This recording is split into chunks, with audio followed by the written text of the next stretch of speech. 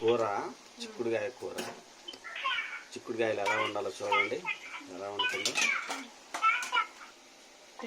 టమాటా చూడండి, టమాటా ఇలా తరుక్కోవాలి.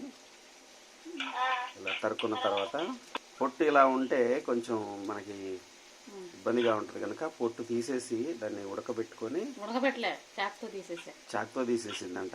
చూడండి, ఈ టమాటా ఇలా వేసుకోవాలి, చిక్కుడుకాయ కూర వేసుకోవడానికి. ఇలా మొత్తం తరుక్కొని చక్కగా చాకుతో చిన్నగా తరుక్కుంటే చాలా బాగుంటుంది. ఆ తర్వాత ఏం చేయాలో చూద్దాం. ఇలా కొంచెం పసుపు,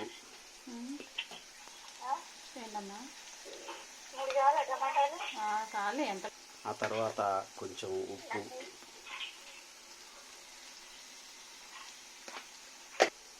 ఇలా అల్లం పేస్ట్ కొంచెం వేసుకుంటే, ఆ తర్వాత ఇలా కలుపుకుంటే మనకి చాలా బాగా టేస్టీగా ఉంటుంది చిక్కుడుకాయ కూర. ఇలా కలుపుకోవాలన్నమాట.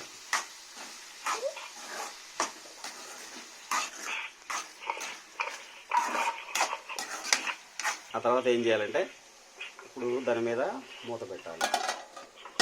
మూత పెడితే చక్కగా ఉడుకుతుంది అన్నమాట. క్యాట్ హాయిగా పడుకుంది, ఇప్పుడు లేచింది. చిన్న క్యాట్ మిల్కీ. ఉడికిన తర్వాత ఇలా మనం ఉల్లిపాయలు తరిగినవి వేసుకోవాలి.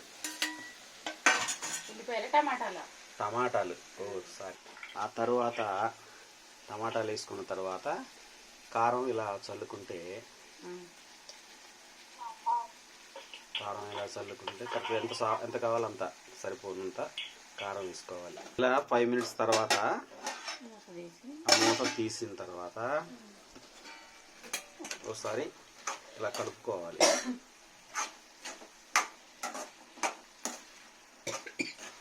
అలా కలుపుకున్న తర్వాత అంతా కలిసేలాగా కలుపుకున్న తర్వాత మళ్ళీ మూత పెట్టాలి.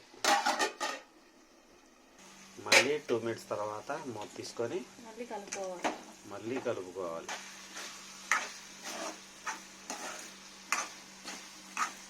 తాజా తాజా చిక్కుడుకాయ కూర రెడీ అవుతుంది.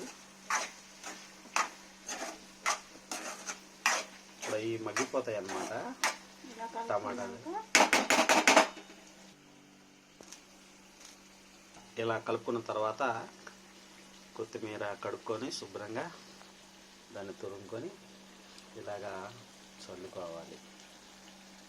తర్వాత కొద్దిసేపు మూత అలా పెట్టుకుంటే ఓకే.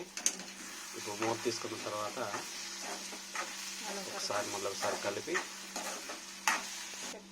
తాజా తాజా చిక్కుడుకాయల కూర, రుచికరమైన చిక్కుడుకాయల కూర రెడీ.